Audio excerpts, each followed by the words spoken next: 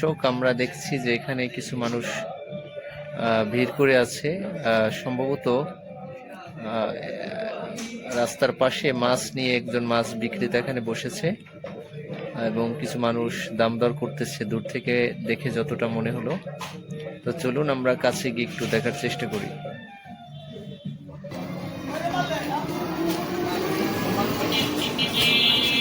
দেবা না না 1200 টাকা দিয়েছো দুই নেন 2200 টাকা দিয়ে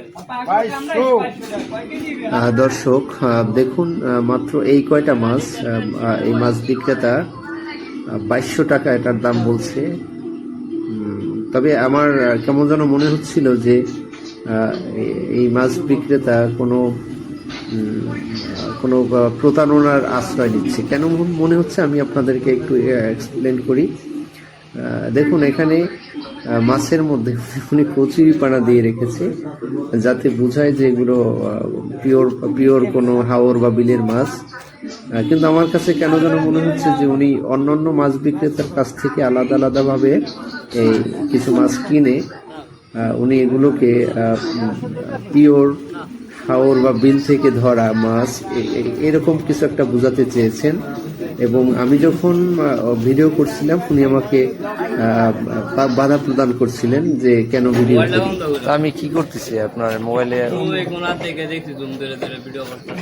কি হয়েছে, কি করতেছি ফেসবুকে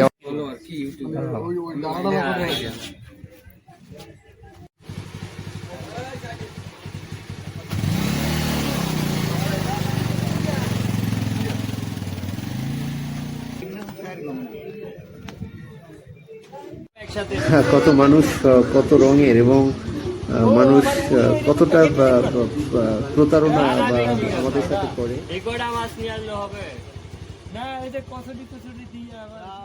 তো দর্শক, এভাবে আমাদের ঠকানোর জন্য অনেক মানুষ আমাদের চতুর্পাশে রয়েছে।